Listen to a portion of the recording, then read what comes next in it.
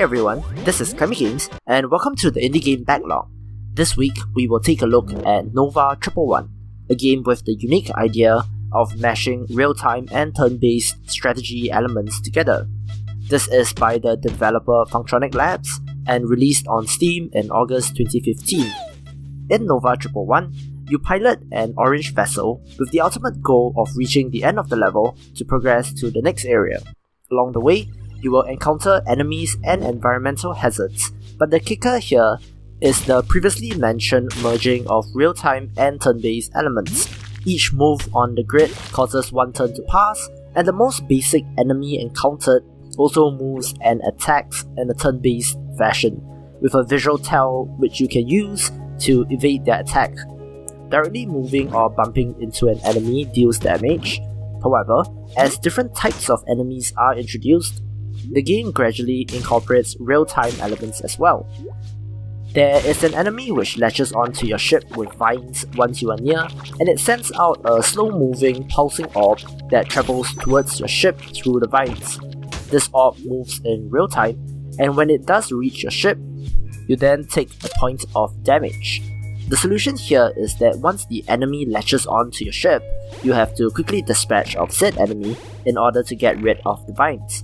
It is elements like this which makes this game really interesting and very unique, especially in situations where the game throws multiple types of enemies at you, combined with a smattering of environmental hazards, chief of which is the stalactite. In line with the mechanics of the game, stalactites are stationary and are triggered by moving beneath them, at which point in time they begin to shake. After a certain period, they will fall in real time, which means that after activating a stalactite, you can lure enemies below it and simply sit there and wait for it to fall, making this little bit of strategy really satisfying to pull off. Thus far, having played a little bit of the game, I found that there is quite a nice variety in enemy designs and behavior, and I can't wait to see what else this game has to offer, making this aspect really compelling. To add to that, waiting in place is also an option, which increases the range of possible things that you can do without being forced to move your ship out of position. This increases the strategy aspect of Nova-111, and I really like the game for that.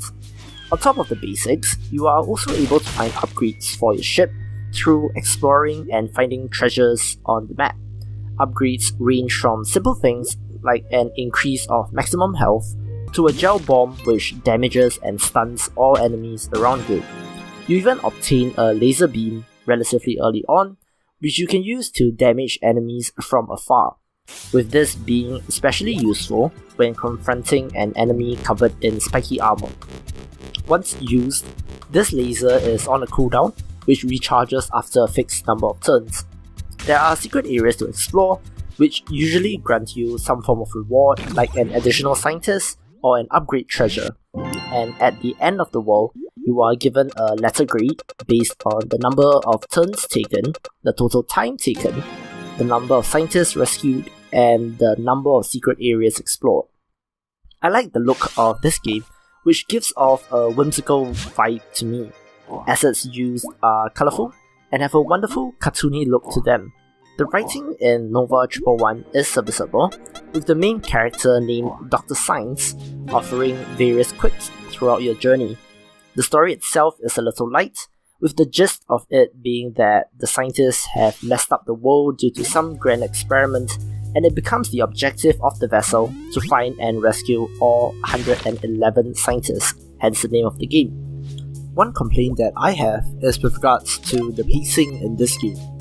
Each world is subdivided into 3 or so levels, with each being rather long, and if you do happen to quit midway through a world, the game does not save your progress.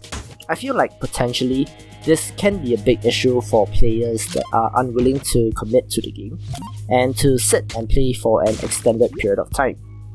All that being said, for the inaugural episode of the Indie Game Backlog, I believe that Nova-111 is a good pick due to the unique ideas explored in this game. It is a charming little action puzzler, and overall it's a pretty good experience in my opinion. Anyway, that will do it for this video. If you enjoyed it, please don't forget to like, share and subscribe. Leave a comment if you like. Thanks again, and I will see you in the next video.